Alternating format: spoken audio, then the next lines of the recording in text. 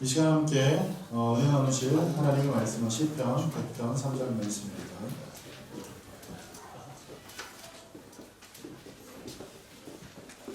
오늘 이 시간 함께 은혜 나누실 하나님의 말씀은 시편 100편 3절 말씀입니다. 시편 100편 3절 말씀을 우리 다같이 한 목소리로 합독하겠습니다. 야훼가 우리 하나님이신 줄 너희는 알지어다. 그는 우리를 지으시니요 우리는 그의 것이니 그의 백성이요 그의 기르시는 양이로다. 아멘. 우리 옆에 분과 인사하실 때 하나님께서 당신을 축복하십니다. 서로 축복하며 자리에 앉겠습니다.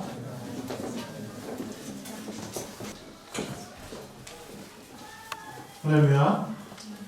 하나님께서 저와 여러분을 사랑하시고 축복하십니다. 그래서 오늘 이 시간 이 자리로 인도하셨습니다. 하나님 앞에 나온 사람들, 그 사람들을 복 있다 할 수 있을 것 같습니다. 오늘 이 시간 우리 모두가 복 있는 사람으로 하나님 앞에 설 때 하나님께서 여러분의 그 믿음의 고백과 함께하사 영혼이 잘된 같이 범사가 잘되며 강건함의 은혜와 하나님의 축복을 우리의 심령 가운데 허락하실 줄 믿습니다. 여러분 별로 안 믿으시나요? 아멘. 별로 안 믿으시나요? 믿으시죠? 네. 아멘. 자, 우리는 계속해서 하나님의 성품에 대해서 말씀을 나누고 있습니다. 그 하나님의 성품 오늘은 네 번째. 우리는 그동안 이 엘로힘에 대한 하나님 그리고 야훼에 대한 하나님에 대해서 이야기를 나눴는데 그 하나님은 두 분이 아닌 동일하신 분이라는 사실이에요. 그리고 야훼에 대해서 우리가 이야기를 할 때 여러 가지 그 하나님의 성호가 있지만 그 모든 그 하나님의 성호 또한 단 한 분 하나님에 대한 이 성호, 그 이름이라는 사실을 우리가 알아야 합니다. 우리가 여기서 한 가지 확실히 짚고 넘어가야 될 사실이 있어요. 그것은 뭐냐면 하나님에 대한 우리의 기대가 있어요. 여러분이 하나님께서 나에게 이러이러한 하나님이 되셨으면 좋겠습니다 하는 그런 기대가 있어요. 어떤 사람에겐 샬롬, 어떤 사람에겐 이레, 어떤 사람에겐 니시, 어떤 사람에겐 삼마 등등 여러 가지 하나님에 대한 어떤 기대가 있어요. 그런데 사람들이 그러한 기대를 가지고 하나님 앞에 나왔는데 어느 순간 하나님께서 우리에게 확 임재해서 그런 하나님의 임하심을 나타내 주시면 괜찮겠지만 그러지 않을 때도 있다는 사실이에요. 왜냐하면 하나님은 언제나 우리의 기대에 부응하시는 하나님은 아니에요. 여러분이 그렇게 알고 계신다면 하나님을 잘못 알고 계십니다. 하나님은 언제나 우리의 기대에 부응하시는 분이 아니세요. 예수님께서 겟세마네 동산에서 기도하실 때 예수님께서 이렇게 기도하십니다. 하실 수 있거든 이 잔을 내게서 옮기시옵소서 기도하셨어요. 그 기도 가운데 예수님이 누구예요? 우리가 고백하기로 예수님은 누구로 고백해요? 하나님의 독생자로 고백하잖아요. 그런데 하나님의 독생자이신 예수님께서 그렇게 기도하셨음에도 하나님은 그 기대에 부응하지 않으셨어요. 오히려 그 기도 가운데 깊은 고뇌 가운데 하나님 앞에 또 바짝 엎드린 그 예수님께서 마지막 일성으로 하나님 앞에 드렸던 그 고백은 무엇이었냐면 나의 원대로 마옵시고 아버지의 뜻대로 하시옵소서. 하나님 아버지의 뜻이 이루어지기를 원합니다. 그것이 예수님의 기도 그리고 그 삶의 모범이었다는 사실이에요. 제가 여러분에게 말씀드리는 것은 무엇인가 하면 우리가 이 세상을 살아가는 동안 하나님을 우리의 삶의 현장에서 만나야 돼요. 그런데 그 삶의 현장에서 하나님을 만날 때 우리가 하나님을 만들어내서는 안 돼요. 우리가 하나님을 제한해서는 안 돼요. 우리가 하나님을 조각해서는 안 된다는 사실이에요. 오히려 그 하나님의 말씀 앞에 내가 깎여지고 오히려 그 하나님 말씀 앞에 내가 드러나고 오히려 하나님 말씀 앞에서 그리고 살아계신 그 하나님 앞에서 내가 온전히 세워질 때에 그것이 바로 하나님을 만나는 거예요. 그리고 그 뜨거운 만남 가운데 우리가 하나님은 살아계십니다라고 고백할 수 있는 거예요. 내가 바라는 하나님이 아닌 하나님이 나를 어떻게 보시는지 그리고 하나님께서 나에게 말씀하시는 그것이 무엇인지를 기억하면서 하나님의 형상이 내 안에 회복되어지는 것 그것이 우리의 삶의 목적이 되기를 간절히 축복합니다. 하나님 이래가 우리에게 모든 것 예비하시는 그 은혜가 있다. 그러면 이래 하나님만 만나야지. 이게 아니고요. 하나님의 형상이 내 안에 회복되는 것이 우리의 삶의 소망, 우리의 삶의 목적이길 간절히 축복합니다. 아멘. 이것이 바로 하나님의 성호를 공부하는 우리의 목적이 되어야 합니다. 우리는 지난 시간에 야훼 이 체바옷 그리고 야훼 메카디슈겜이라는 이 얘기를 잠깐 하고 넘어갔는데 여기에 대해서 몇 가지만 얘기를 하고 그 다음 신약 성경에서 나온 이 하나님의 성원에 대해서 이야기를 해보려고 합니다. 이 야훼 체바옷이라는 말은 어떤 의미냐면 하나님께서 우리의 군대가 되신다는 뜻이에요. 하나님께서 우리의 군대가 되신다는 말씀이에요. 사무엘상 1장 3절에 언급되어진 이 야훼 체바옷이라는 말은 구약 성경에 약 282번 언급이 됩니다. 그만큼 많이 사용된 하나님의 성호예요. 자, 왜 그럴까요? 왜 이 야훼 체바옷이라는 이 하나님의 성호가 많이 언급이 되었을까요? 네? 왜 그랬냐면 이스라엘에는 전쟁이 많았어요. 전쟁. 이스라엘은 어마어마한 전쟁이 많았어요. 그런데 그 모든 전쟁은 누구의 손에 달려있다고 성경은 말씀합니까? 전쟁은 누구의 손에 달려있어요? 하나님 손에 달려있는 줄 믿으시기 바랍니다. 왜 그렇습니까? 왜 전쟁이 하나님 손에 달려있습니까? 그 이유는 하나님이 온 우주 만물의 주제이시기 때문입니다. 온 우주 만물의 주인이시기 때문에 그렇습니다. 그래서 하나님 손에 그 전쟁이 달려있다는 사실이에요. 저와 여러분이 그 사실을 마음 가운데 믿을 때, 그리고 그것을 마음 가운데 믿는 것뿐만 아니라 삶 가운데서 그것을 고백하면서 삶 가운데서 한 걸음 한 걸음 앞으로 나아갈 때 전쟁이 하나님 손에 달려있기 때문에 굳이 내가 싸우지 않아도 하나님께서 싸워주시는 그 일을 통해서 내가 이기게 되는 귀한 일이 있게 될 줄 믿으시기 바라요. 여호수아에서는 굉장히 이 충격적인 이 한 일화가 발생합니다. 그럼 뭐냐면 하나님께서 말씀하시기를 뭐라고 말씀하냐면 말의 힘줄을 끊으라 그래요. 말의 힘줄을 끊으라 그래요. 말 왜 필요해요? 전쟁에. 전쟁에 왜 말이 필요하죠? 빠른 기동력을 위해서 그리고 승리를 담보하기 위해서 말이라는 짐승을 사용을 해요. 그런데 말에게 있어서 가장 중요한 포인트는 뭐냐면 기동력이에요.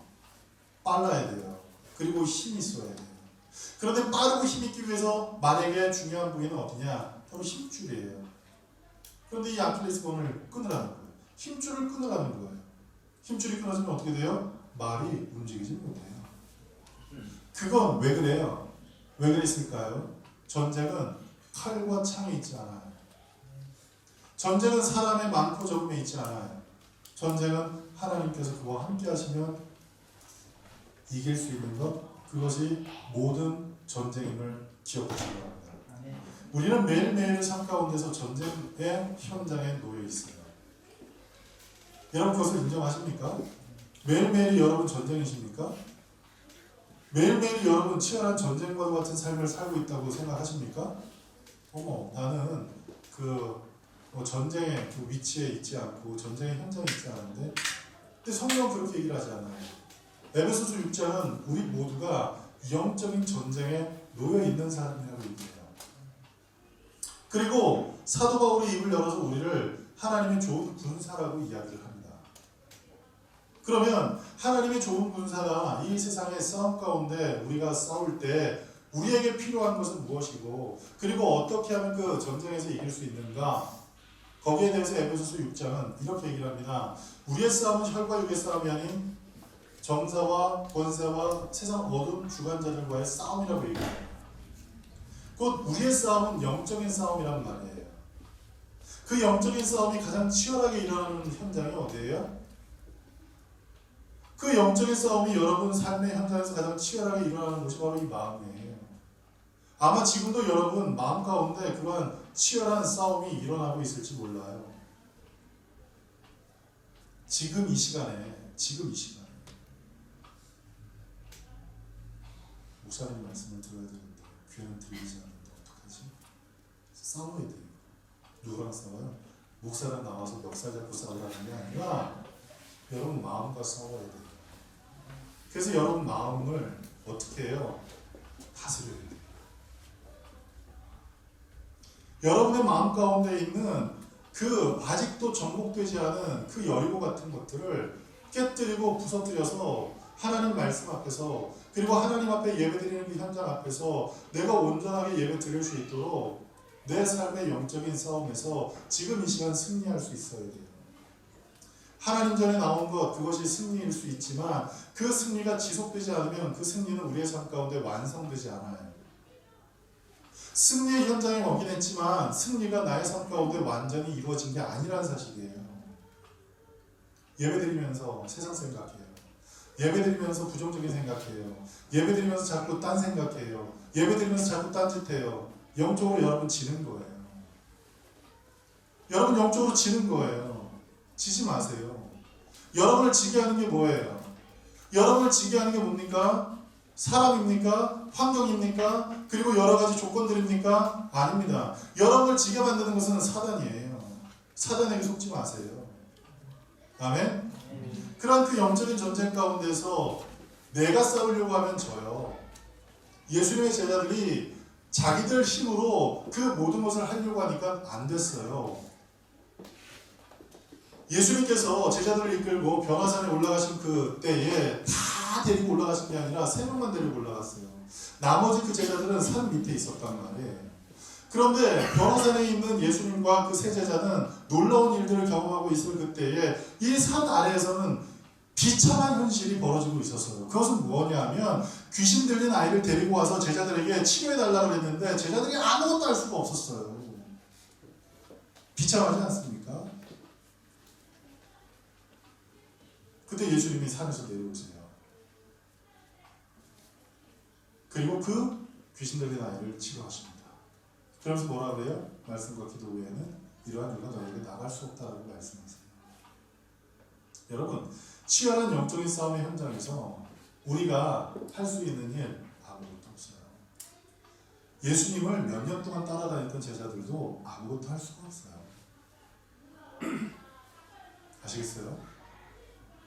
오직 전쟁은, 오직 영적인 싸움은 누구에게 있다? 하나님에게 있다는 사실을 기억하면서 하나님을 의지하고 하나님을 붙들고 내 삶의 현장에서 하나님의 계심을 고백하면서 그 하나님께서 싸워달라고 기도할 때, 하나님께 싸워달라고 내 삶의 전쟁을 맡겨드릴 때 하나님께서 친히 싸우시는 역사가 나타나게 된다는 사실을 기억하시기 바랍니다. 야훼일의 하나님을 여러분 만날 때 어떻게 하라 그랬지요? 내가 모든 것을 준비하면 야훼일의 하나님 내가 못 만나요. 그러나 내가 준비하지 않고 단지 내가 준비한 것은 믿음과 순종만 준비하면 하나님의 산에서 준비되어짐이 있어서 그곳에서 하나님 앞에 옳다 인정받고 그 믿음을 의롭다 여김을 받아서 마침내 그가 복의 근원이 됐던 것처럼 하나님께서 우리를 축복의 사람으로 세우신다는 사실을 기억하시기 바랍니다.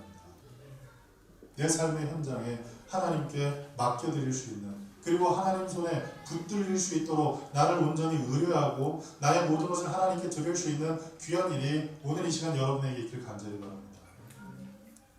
오늘 이 시간 영적으로 승리하십시오. 오늘 예배 가운데 영적으로 승리하십시오. 예배 가운데 여러분들이 신경 쓸 것은 다른 거 없습니다. 오직 신령과 진정밖에 없어요. 내가 성령님과 함께 예배를 드리고 있는가, 내가 정말 진정한 마음으로 하나님 앞에 서고 있는가, 이것만 신경 쓰십시오. 다른 거 신경 쓰지 마십시오. 다른 거 신경 쓰지 마십시오. 그것만 신경 쓰십시오. 그럴 때 여러분의 예배는 하나님을 기쁘시게 하는 살아있는 예배가 될 줄 믿습니다. 자, 이와 같이 하나님께서 우리의 삶 가운데 승리가 되셨다는 사실을 기억하면서 고백하는 그 고백의 내용이 바로 전쟁에 능하신 하나님이라는 사실이에요. 하나님께서는 우리를 날마다 이기게 하세요. 그 이긴다는 그 사실이 우리 마음 가운데 확실하게 자리 잡을 때 사람들은 두려워하지 않습니다.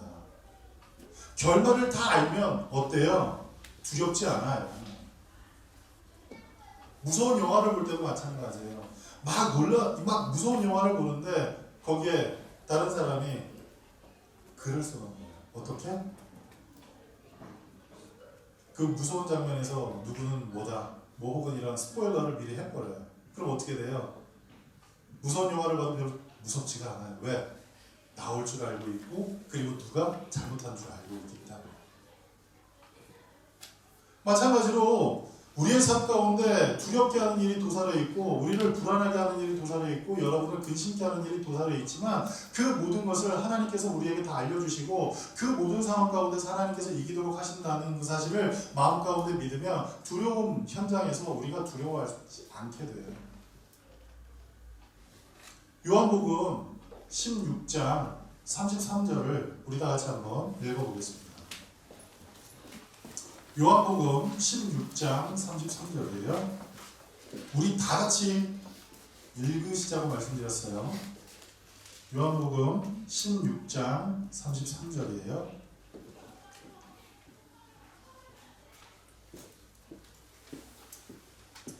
자, 우리 다 같이 읽겠습니다. 시작.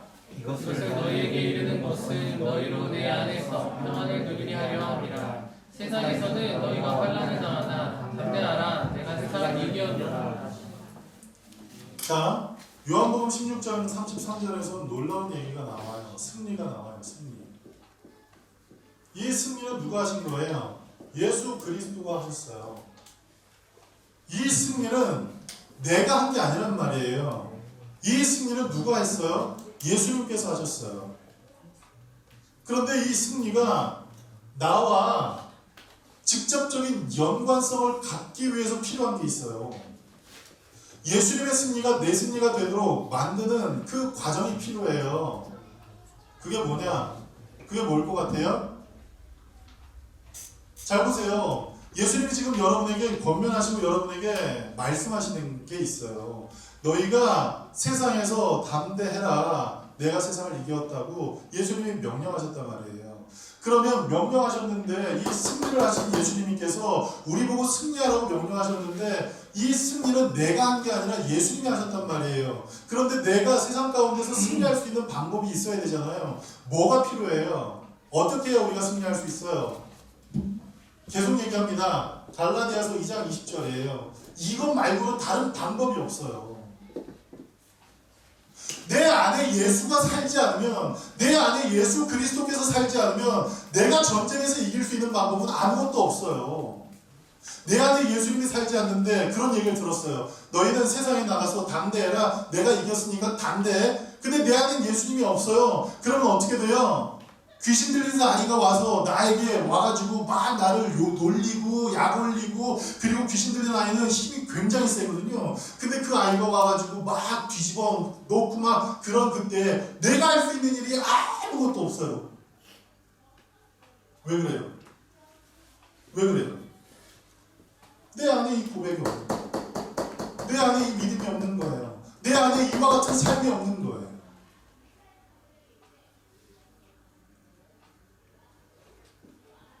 지금 내가 사는 게 아니라 나를 사랑하사 자기 몸을 버리신 독생하신 예수 그리스도를 믿는 믿음 가운데 내가 살고 있다는 사실을 내가 고백하면서 오늘 하루, 그리고 오늘 이 예배 현장에 내가 설 때에 그 은혜 가운데서 우리가 승리할 수 있게 되는 거예요. 누구 때문에? 예수님 때문에. 그 예수님이 어디 계셔서? 내 안에 계셔서. 내 안에 계신 예수님 때문에 내가 승리할 수 있다는 사실입니다. 다른 말로 하면 이제 우리 신약성경에 나와 있는 하나님의 성호를 얘기를 할 때 그 얘기를 할 건데, 내 안에 계신 예수님 때문에 내가 승리하는데 내 안에 예수님이 안 계시면 예배 현장에 있어도요 이길 수가 없어요. 교회를 다녀도 이길 수가 없어요. 하나님의 사람이라고 얘기하는 사람도 그 순간 하나님이 계시지 않으면 이길 수가 없어요. 성경에서 우리는 그런 예를 너무나 많이 봐요. 자, 이와 같이 승리하게 하신 하나님, 그 하나님 의지할 때 우리가 승리할 수 있어요. 그런데 이 모습이 구약 성경에서 놀랍게 나타난 이 장면이 있어요. 뭐예요? 네? 뭐예요? 사무엘상 17장에 나와요.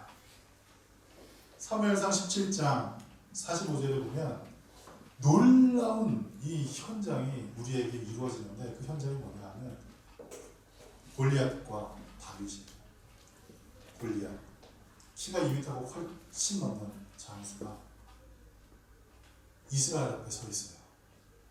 자, 이스라엘의 왕이 지금 누구죠? 다윗이 목동일 때 이스라엘의 왕이 누구예요? 사울이라는 사람이죠. 이 사울을 성경이 가르쳐서 뭐라고 얘기를 하냐면 천천히라고 했어요.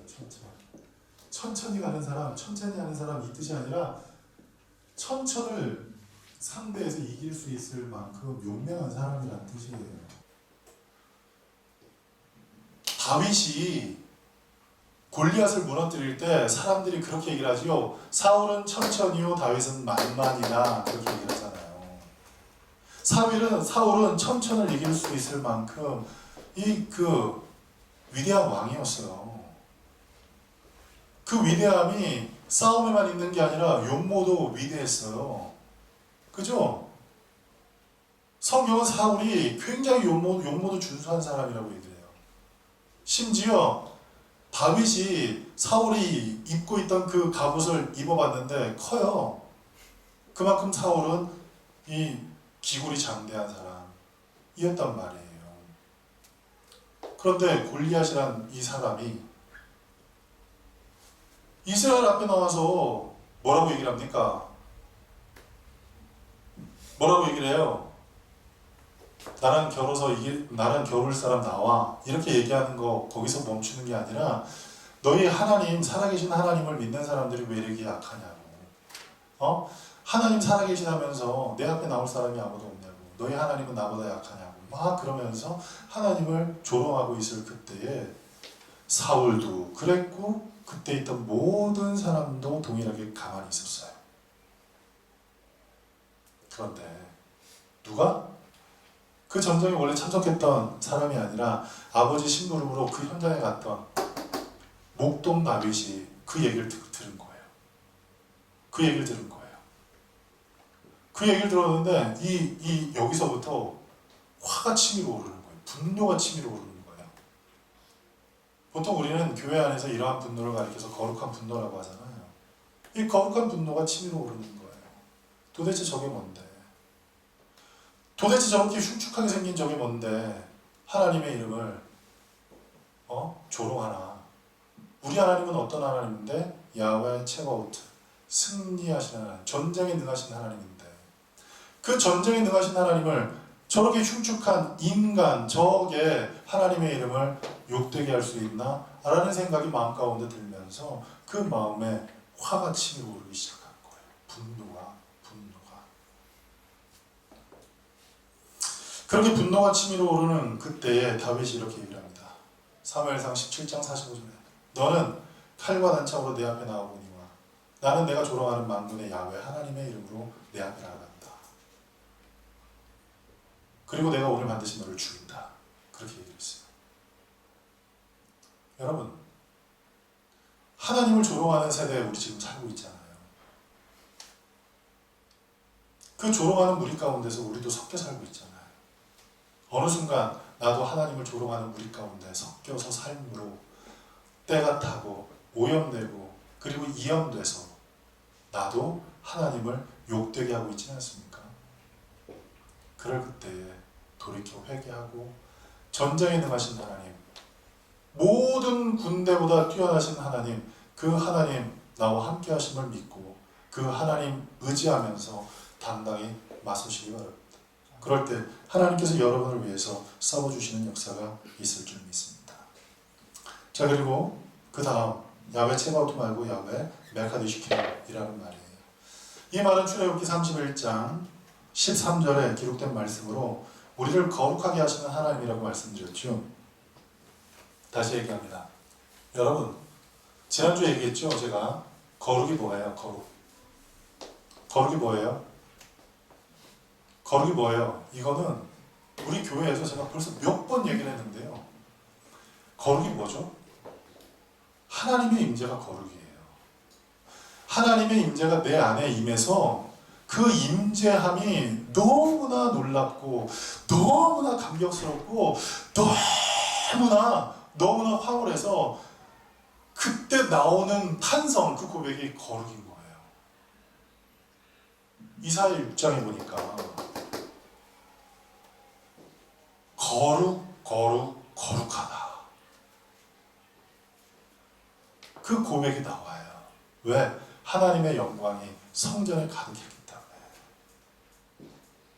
하나님의 임재가 가득하면 하나님의 임재가 임하셔서 내 심령 가운데 강하게 역사하시면 자연스럽게 내 안에 나타나는 고백이 거룩이에요.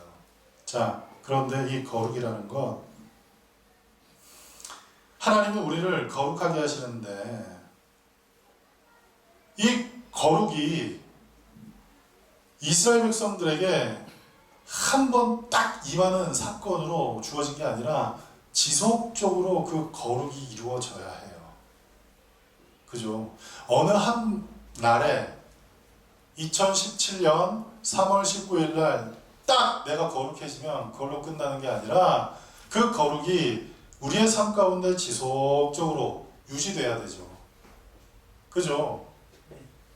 그렇게 지속적으로 유지되어야 되는 그 하나님의 거룩, 그것을 위해서 이 거룩함을 지속적으로 유지하게 하기 위해서 하나님께서 우리에게 요구하신 게 있는데 그것은 뭐냐 하면 안식이에요. 안식.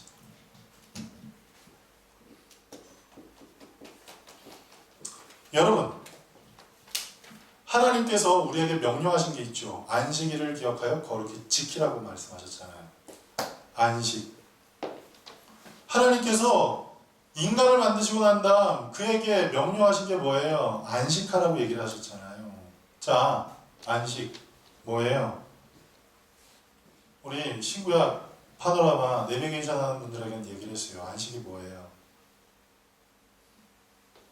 안식은 아무것도 안 하는 게 아니에요.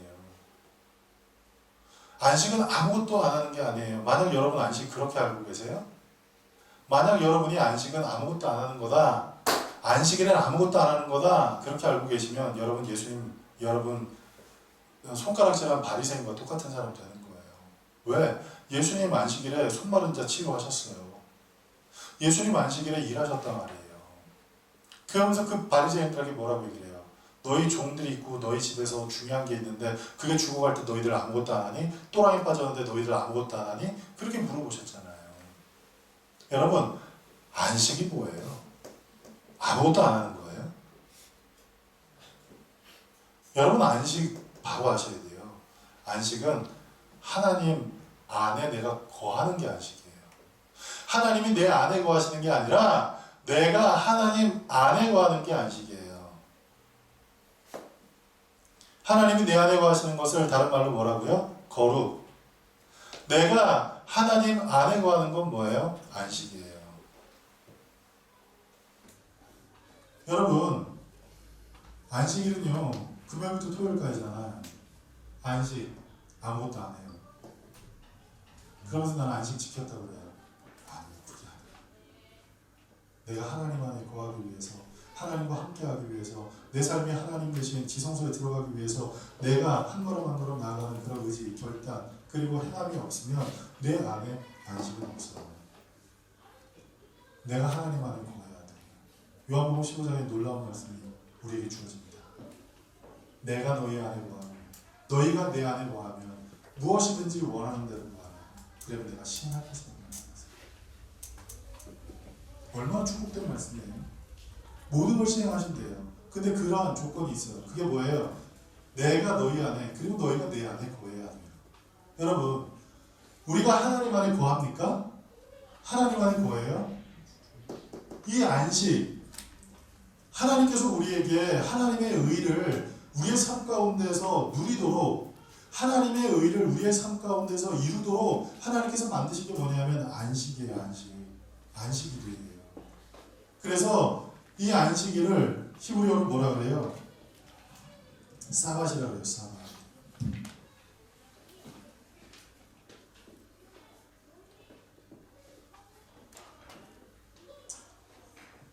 이상하게 쓰는데 이게 다 말이 히브리어예요.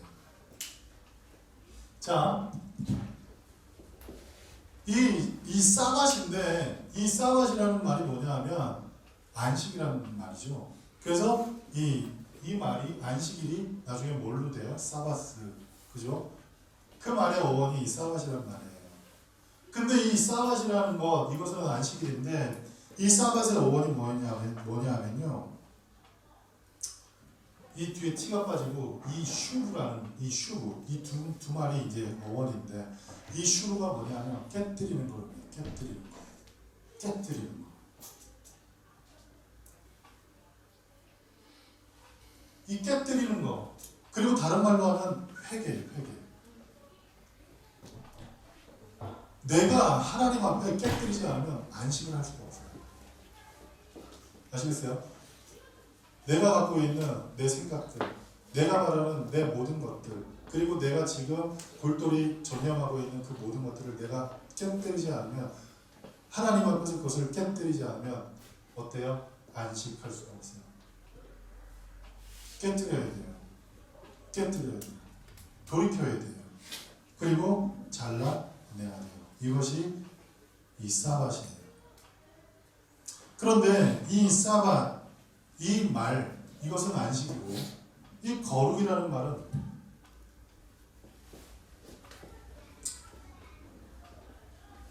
이 거룩이라는 말은 히브리어로 카도시라는 말인데,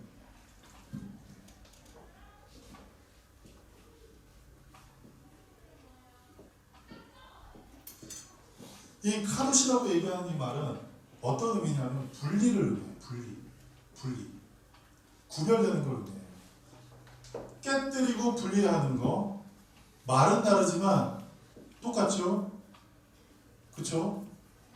그래서 이 동일한 의미예요. 그 동일한 의미는 뭐냐면 언제나 우리가 하나님 앞에서 나를 깨뜨리고 세상 가운데서 나를 구별할 때 그 안에 내 안에 하나님의 의가 이루어집니다.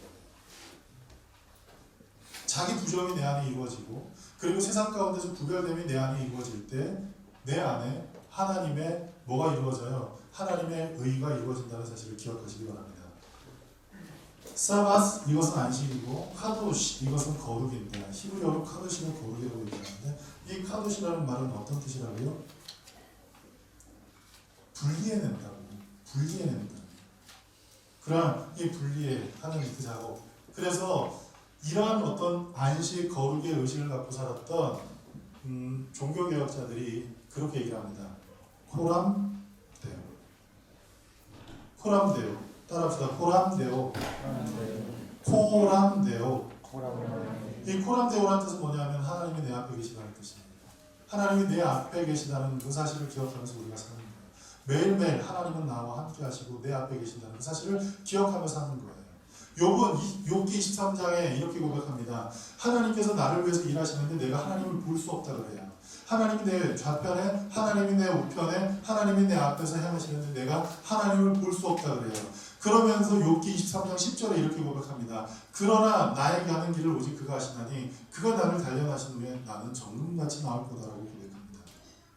비록 내가 내 앞에서, 내 옆에서, 그리고 내 뒤에서 일하시는 하나님을 볼 수는 없지만 내가 한 가지 믿는 게 있는데, 그 믿는 믿음은 무엇이냐면 그 하나님은 나를 위해서 지금 일하시고 계신다는 것, 그리고 그 하나님은 나를 의의 길로 인도하신다는 것, 그리고 그 하나님은 마침내 나를 정금으로 만드신다는 것을 욥은 믿었다는 사실이에요. 그리고 그 믿음을 하나님께서 기쁘게 여기셔서 마침내 욥을 복 있는 사람으로 세우셨다는 사실을 기억하면서 어떻습니까? 여러분, 우리 날마다 코람데오, 곧 안식, 거룩의 삶이 우리의 삶 가운데 넘쳐나길 간절히 축복합니다. 자, 이제 신약 성경에 나온 중요한 명칭 세 가지밖에 없어요. 신약 성경에 하나님의 성호가 나와요. 첫 번째는 뭐예요? 데오스로 나와요. 데오스.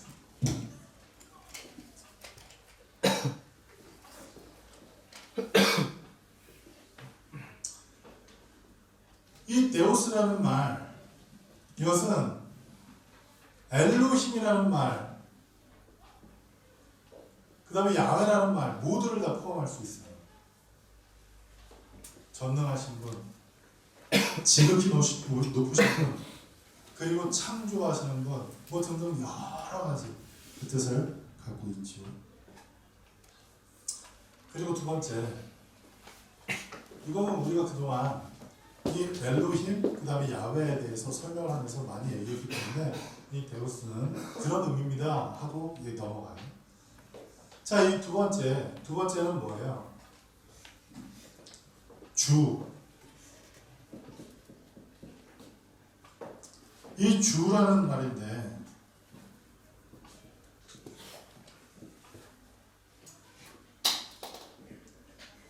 이 헬라어로 큐리오스라고 한단 말이에요. 근데 이 큐리오스라고 얘기하는 것은 이 주인이라는 것은 어떤 의미를 갖고 있냐면 내 생명의 권한까지도 갖고 있는 분이란 뜻이에요. 내 생명의 모든 권한도 누가 갖고 있다? 주인이 갖고 있다는 거예요. 이게 바로 주님이란 뜻이에요. 주님. 구약 성경에서 뭐라고 얘기를 했다고요? 아도나이. 따라합시다. 아도나이. 그래요. 자, 여기서 이 큐리오스를 조금 더 설명해 볼게요.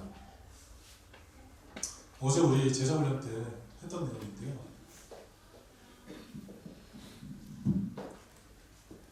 이게 세상이에요. 그리고 여기 이 점들이 세상에 있는 여러 가지.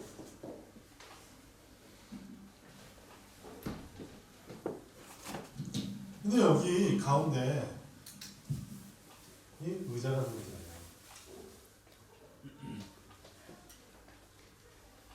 이게 우주를 얘기를 하지만 결국 우주는 철학적인 얘기로 얘기를 하면 결국 나잖아요. 그래서 이게 나예요, 나. 네?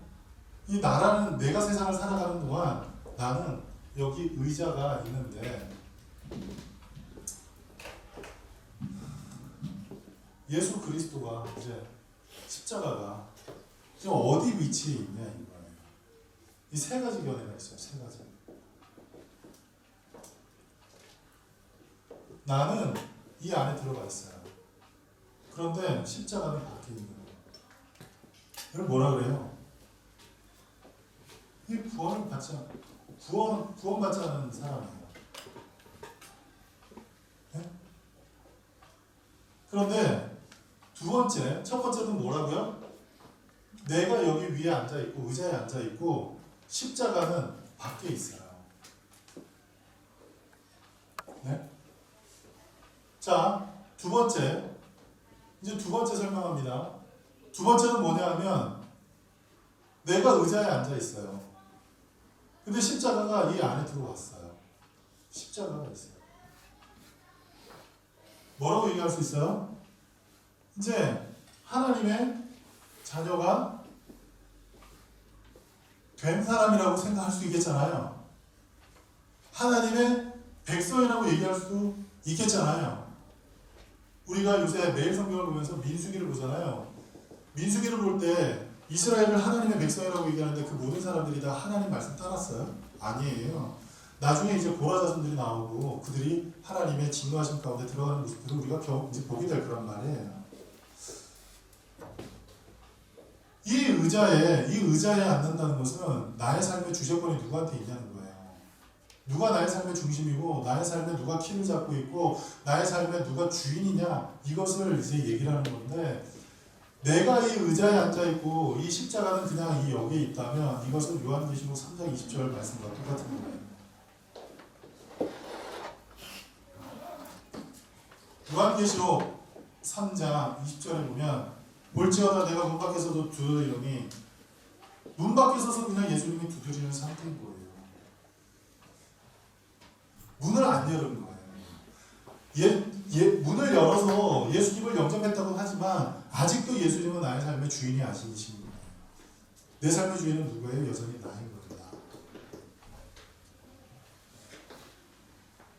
그리고 세 번째 설명할게요. 세 번째. 똑같아요. 그런데 이 나가 여기 있어요. 그리고 이 의자에는 누가 앉아 계세요? 이제 예수님 십자가. 예수님이 앉아 계십니다.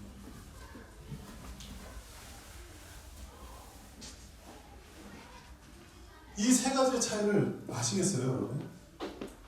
여러분 지금 1번입니까? 2번입니까? 3번입니까? 여러분 지금 1번입니까? 2번입니까? 3번입니까? 여기서 정답은 3번이에요. 1번일 수도 있고 2번일 수도 있고 3번일 수도 있다. 이게 아니고요. 여기서 정답은 3번이에요. 3번이어야 해요. 근데 나는 지금 어디예요? 1번입니까? 2번입니까? 3번입니까?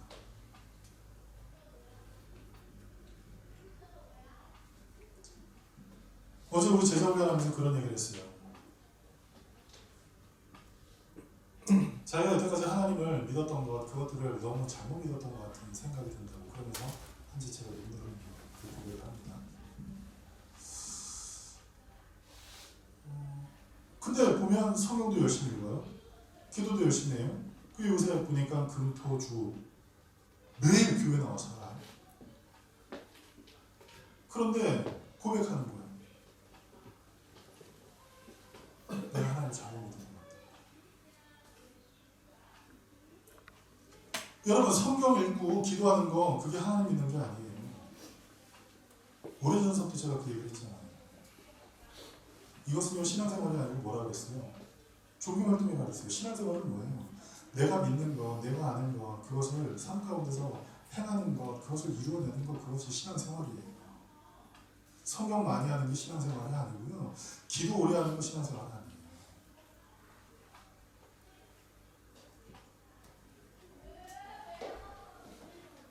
제자훈련 마치면 사람들은 생각해요. 아, 나 제자훈련 마쳤어. 그럼 예수님 제자가 되어야 되는데 그러지 않아요. 이제 훈련 가는 거예요. 제자훈련 훈련, 그 다음에 성경 내비게이션 훈련, 그 다음에 남성교회 훈련, 목사 훈련, 무슨 훈련 다 알아요.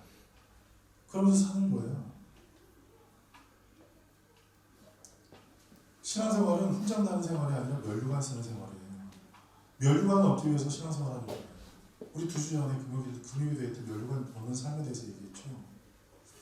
그러한 그 신앙의 삶을 살기 위해서 우리에게 필요한 것은 무엇이냐면 나의 삶의 주제권이 누구나 있다는 거예요.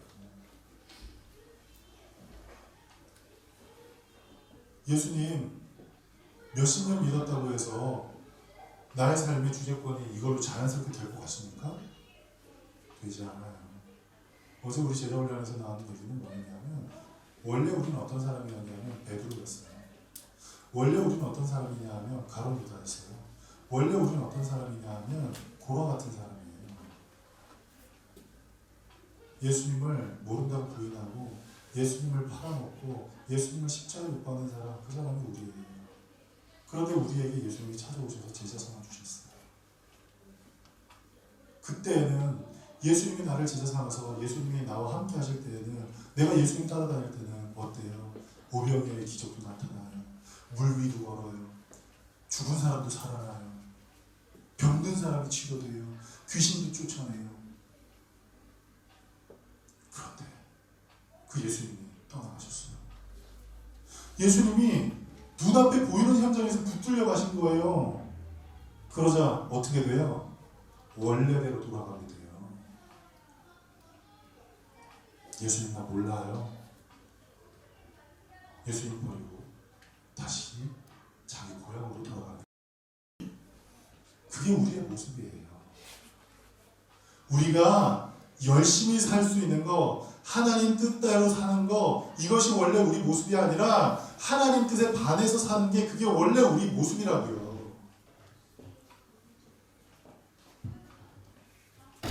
그런 우리에게 예수님이 찾아오셔서 우리와 함께 하시니까 우리가 좀 달라졌어요. 어떻게? 이제는 하나님을 위해서 사는 것 같은 착각 가운데서, 하나님과 함께 하는 것 같은 그런 생각 가운데서 살도록 만드셨어요. 그런데 그 예수님이 붙들려 가시자 어떻게 해요? 도망갔어요. 그런데 그 사람을 하나님은 버리지 않으시고 어떻게 해요? 부활하셔가지고 또 찾아가세요. 그리고 다시 이끌어 주시죠. 다시 이끌어 주시죠. 그래서 이제는 예수님과 함께 생활하게 됐습니다. 네, 안타까운 일이 벌어지게 돼요. 예수님이 부활하시고 난 후에 며칠 만에 승천하셨어요. 예수님이 부활하시고 난 다음 제자들과 함께 항상 있을 줄 알았는데 40일 동안만 계시고 이제 승천하시게 됐어요. 어떻게 돼요? 또다시 원점으로 돌아가게 될 수밖에 없어요. 또다시 원점으로 돌아갈 수밖에 없는 그 상황 가운데서 예수님께서 놀라운 말씀을 하시죠. 내가 떠나가는 것이 너에게 유익이라고. 내가 떠나가야만 너에게 보혜사 성령이 오실 거라고 얘기를 합니다. 그리고 그 보혜사 성령이 너에게 오셨을 때 그가 너희를 진리 가운데로 인도할 것이고, 진리 가운데 인도함을 받은 너희는 너의 입을 통해서 예수를 주라 시인할 수 있을 것이라고 성경에 말씀하셨답니다. 그래서 예수님께서 떠나가셨는데 베드로가 안 바뀌었어요. 제자들이 안 바뀌었어요. 도망가지 않았어요. 모른다고 부인하지 않았어요. 심지어 그분을 위해서 죽기까지 충성하게 됐어요. 왜? 예수님이 함께 하셨어요. 제가 얘기했죠. 보혜사. 요한복음 16장에 나온 다른 보혜사는 어떤 뜻인가? 예수님과 똑같은 분이라는 거예요. 알라 파라클레토스라고 본질이 똑같은 분이에요. 그러나 다른.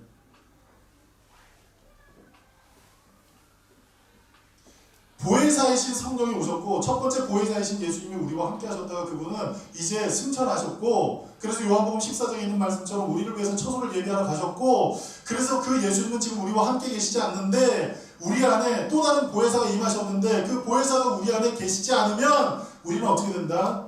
그 보혜사가 나의 삶의 중심, 곧 나의 삶의 의자에 앉아 계시지 않으면 나는 예수님을 부정하고 예수님을 팔아먹고 그리고 예수님을 떠날 수밖에 없는 사람이라는 사실을 여러분 기억하시기 바라요. 왜 내 삶은 안 바뀌는 줄 아세요? 왜 여러분의 삶이, 저와 여러분의 삶이 정말 복음을 들었는데도 불구하고 예수 그리스도 앞에서 우리의 삶이 개선이 되지 않고 우리의 삶이 조금씩 나아지지 않고 우리의 삶이 조금 더 의로워지지 않는지 여러분 아세요? 그 이유는 아직 내가 예수 그리스도를 나의 삶의 중심으로 모시지 못하기 때문에. 나의 삶의 주제권은 누구예요? 나의 삶의 주제권은 누구예요? 저도 마찬가지거든요. 저도 예수님을 팔아먹고 저도 예수님을 부정하고 저도 예수님을 이용하는 그런 사람밖에 안 돼요. 그런데 그러지 않으려고 이렇게 그러지 않아 보려고요. 여러분, 우리의 삶의 주인, 우리의 삶의 주제권 주님이라고 고백한다는 여러분, 주일날 적어도 주일날 교회 와서 예수님이 아니라 주님이라고 고백한다는 거예요. 제가 설교를 준비할 때 주님이라고 이렇게 잘 안 해요. 그냥 예수님이라고 이렇게 적어요. 잘. 저도 설교를 준비할 때 주님이라고 이렇게 타이핑 잘 안 해요. 그 고백이 어떤 건지 아는가? 여러분, 적어도 주일날 그리고 매일매일 삶 가운데서 예수님은 나의 주님, 주인, 주님, 주님, 주님이시라고 한다면 그 주님을 우리의 삶의 중심에 모실 수 있는 그와 같은 역사가 있기를 간절히 바라요. 이게 뭐예요? 퀴리오스. 퀴리오스. 퀴리오스는 무엇까지도 소유하는 거예요? 생명의 권리까지도 소유하는 게 주님. 아멘? 그래서 사도 바울은 그렇게 고백해요. 내가 살아도 주를 위해 살고 내가 죽어도 주를 위해 죽는다. 그렇게 고백했어요. 그와 같은 고백이 저와 여러분의 고백이 될 수 있도록 우리의 삶의 주인이 예수님 되시길 간절히 축복합니다. 그리고 마지막 세 번째 아버지예요. 파트너예요. 하나님은 우리의 아버지가 되세요. 하나님은 원래 우리의 아버지가 아니었어요. 아담과 하와가 타락하고 난 후에 아담이 범죄하고 난 후에 하나님은 우리 아버지가 아니었어요. 우리는 죄의 종이었어요. 사단의 종이었어요. 그런데 예수님께서 우리가 치러야 할 그 죄값을 대신해서 죽으심으로 나를 속량하셨어요. 속량. 따라합시다. 속량. 성령, 속량. 성령, 이 속량이라는 것은 뭐냐 하면 값을 주고 사는 거예요. 죄값을 치우셨어요. 그래서 나를 누구로부터 사셨어요? 사단으로부터 나를 사신 거예요. 그러면 이제 나는 누구 거가 돼요? 나를 3분의 거가 되잖아요. 누가 사셨다고요? 예수님이 사셨어요. 하나님이 사셨어요. 그러면 나는 누구 거가 돼요? 하나님의 것이 되는 거예요. 그런데 놀라운 사실, 우리가 누가복음 17장에 뭐가 있죠? 탕자의 비유가 있는데 그 탕자의 비유 가운데서 탕자가 그런 얘기를 합니다. 우리 아버지 집에는 종들도 굶어 죽지 않는데 내가 아버지 집에 가야 되겠다. 그런데 이제는 그분이 내 아버지가 아니다. 나는 그의 이제 종이다. 그렇게 얘기를 해요. 그쵸? 그런데 놀라운 사실이 있어요. 아버지한테 왔더니 이제 주인이라고 불러야 될 그분 앞에 내가 왔더니 그분이 나를 뭐라 인정해줘요? 아들로 인정해 주십니다. 내가 그분한테 가서 당신 내 아버지 해주셔야 돼요. 이게 아니고요. 그분이 나를 아들 삼아 주신 거예요. 그러면 난 아들이 되는 거예요. 네? 하나님이 나를 아들 삼아 주셨어요. 하나님이 나를 자녀 삼아 주셨어요. 그래서 본질상 진노의 자녀였던 우리가 이제는 하나님을 아바 아버지로 부를 수 있는 하나님의 자녀가 된 거예요. 그러면 이제 우리는 어떻게 살아야 돼요? 하나님을 아버지처럼 여기며 살아야 되잖아요. 근데 많은 분들이 하나님을 아저씨로 생각하며 사는 사람들이 많아요. 하나님 아저씨 이러고 사는 사람 많아요. 네? 내가 필요할 때는 아버지야. 그런데 내가 필요 없을 때는 아저씨죠. 그래서는 안 돼요. 항상 그분은 나의 아버지이신 것을 우리가 고백하면서 매일매일 사는 게 필요해요. 사도 바울이 성령님을 통해서 우리가 하나님을 아버지로 부를 수 있다라고 고백하면서 뭐라고 얘기를 한 줄 아세요? 로마서 8장에 그와 같은 고백이 나와요. 성령으로 우리가 하나님을 아버지로 부를 수 있는데 그 아버지로 부르는 우리가 어떻게 사는지에 대해서 얘기를 할 때 우리가 지금 당하는 고난은 장차 우리가 당할 영광과 좋게 비교할 수 없다고 얘기를 해요. 그 말은 무엇이냐? 하나님의 아들이 이 세상을 살다 보면 이 세상은 공중권세자는 마귀의 것이기에 하나님의 아들들은 이 세상을 살아갈 때 고난이 있어요. 이 세상을 살 때 여러 가지 환난이 있어요. 여러 가지 시험이 있어요. 왜? 하나님 아버지 나라에서 살고 있지 않으니까. 마치 이스라엘 사람들이 애굽에 살 때 애굽에서 번성하니까 애굽 사람들이 어떻게 해요? 그 이스라엘 사람들을 핍박했듯 하나님의 자녀들이 이 땅에서 너무나 잘 살고 있으니까 세상에 있는 권세 잡은 자가 우리를 핍박해요. 그 핍박의 모습이 두려움, 염려, 고독 그것만인 줄 아세요? 기쁨, 쾌락 등등등도 있어요. 그런 걸로 우리를 쓰러뜨리려고 해요. 그럴 때 우리 어때요? 그때 우리 어때요? 우리가 장차 당할 영광과 좋게 비교할 수 없는 그 하나님의 면류관을 바라보면서 우리 아버지 하나님께서 우리를 위해서 예비하신 그 면류관을 바라보면서 그리고 내 안에 계신 하나님을 의지하면서 매일의 삶 가운데서 승리하며 하루하루 살아가야 됩니다. 근데 그 승리는 어떻게 할 때 된다고요? 야훼 체바오트 얘기하면서 여러분에게 얘기했죠. 내가 세상을 이겼으니 너희도 세상에서 이긴다 말씀하실 때 그 승리의 삶을 살 수 있는 방법 얘기했어요. 뭐예요? 갈라디아서 2장 10절. 예수님이 내 안에 사셔야만 내가 승리하는 거야. 할렐루야. 할렐루야. 우리 이 시간 다 같이 기도하겠습니다.